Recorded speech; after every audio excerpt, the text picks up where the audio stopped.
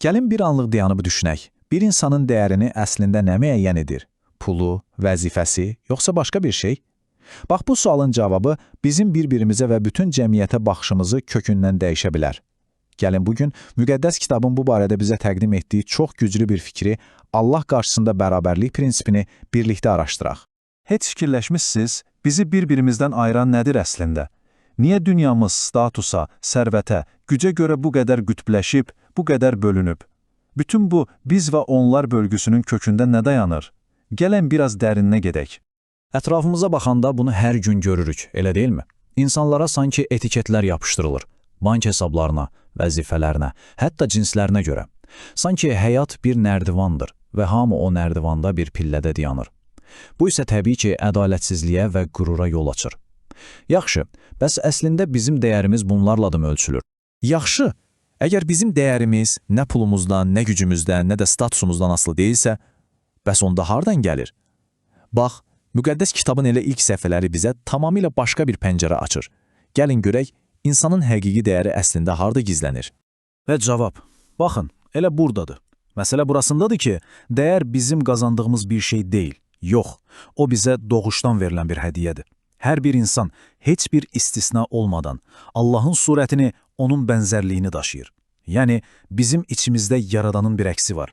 Bu, heç kimin bizdən ala bilməyəcəyi toxunulmaz bir ləyaqətdir. Bu fərq həqiqətən də ağ ilə qara kimidir. Bir yanda cəmiyyətin ölçüləri var, onlar dəyişkəndir. Sərvət gələr, gedər, vəzifə müvəqqətidir. Amma digər yanda Allahın baxışı, o dəyişməzdir. Allahın surəti. Bu səndən heç vaxt alınmaz. Və bax, əsl bərabərlik məhz buradan başlayır. Və bunu xüsusi vurğulamaq lazımdır. Burada heç bir istisna yoxdur. Heç bir əgər, amma, lakin yoxdur. Kişi və qadın, hökmdar və sadə vətəndaş, zəngin və kasıb, hamı bu dəyərə sahibdir. Bu fikir öz dövrü üçün və hətta bugün üçün belə inanılmaz dərəcədə radikaldır. O, cəmiyyətin bütün süni sədlərini uçurur. Amma hekayə bununla bitmir. Maraqlıdır ki, müqəddəs kitabda bizi bərabər edən başqa bir şey də var, amma bu biraz qəribə səslənə bilər. Söhbət günah və qanundan gedir. Necə yəni? Günah bizi necə bərabər edə bilər? Gəlin aydınlaşdıraq. Müqəddəs kitabın bu mövzuda mövqeyi çox aydındır. Mükəmməl insan yoxdur. Hamımızın özümüzə görə səhvlərimiz, qüsurlarımız var. Bu isə o deməkdir ki, heç kimin mənəvi olaraq barmağını başqasına tuşlayıb, mən səndən daha yaxşıyam deməyə haqqı yoxdur. Yəni, mənəvi cəhətdən hamımız eyni qayıqdayıq. Və işin sonunda Allahın məhkəməsi qarşısında da hamı bərabərdir. Orada sənin statusun, pulun, vəzifən heç birinin əhəmiyyəti yoxdur. Standart hamı üçün eynidir. Nə bir padşaha güzəşt var, nə də bir çobana. Məsuliyyət eynidir. Heç kimə ayrı seçkilik yoxdur. Bərabərliyin digər bir təsdiqini isə Allahın qanununda görürük. Qanun üzə baxmır, yəni adamına görə işləmir. Varlıya ayrı, kasıba ayrı deyil. Amma bilirsiniz, əsl ədalət harada üzə çıxır? Cəmiyyətin ən zəif üzvlərinə münasibətdə. Və Allahın qanunu məhz yetimləri, dulları, qəribləri, yəni ən müdafiəsizləri xüsusi qoruma altına alır. Bax, əsl ədalət budur. Beləliklə, peyğəmbərlər də bu fikri təkrar-təkrar vurğulayırlar.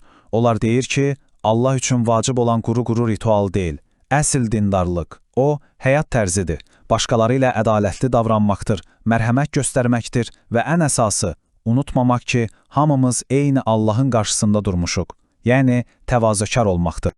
Və indi gəlin bu hekayənin kulminasiya nöqtəsinə baxaq.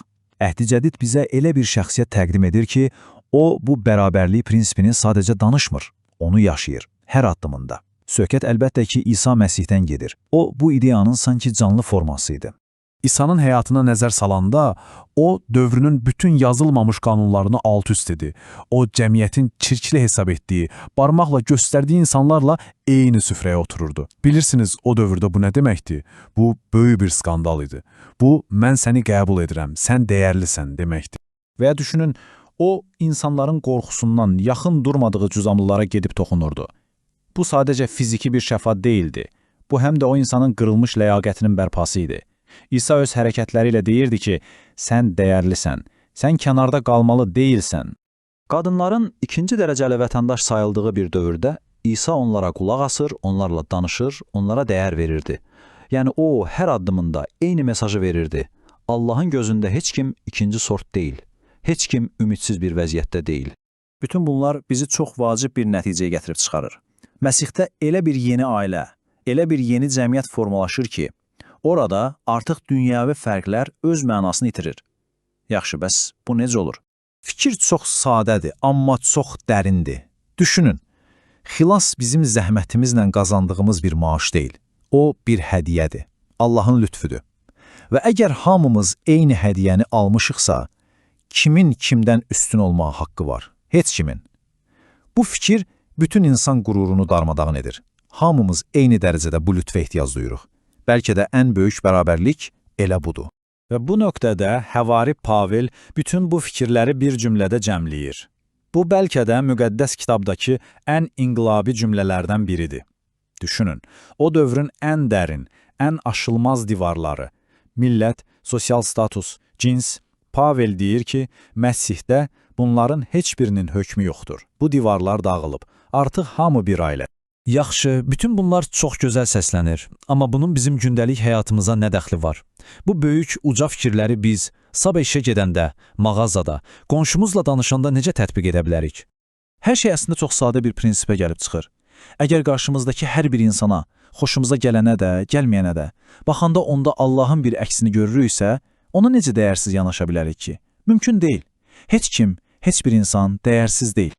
Və İsa bütün bu fəlsəfəni bir cümləlik praktik bir qaydaya çevirir. Biz buna qızıl qayda deyirik. Bu, bütün o böyük teologiyanı gündəlik həyat üçün bir yol xəritəsinə çevirir. Özünə necə rəftar gözləyirsən, get, başqasına da elə rəftar et. Bu qədər sadə və bu qədər çətin. Yaxşı, bütün bu söhbətin sonunda icazə verin, sizə bir sual verim. Belə bir yekun sual.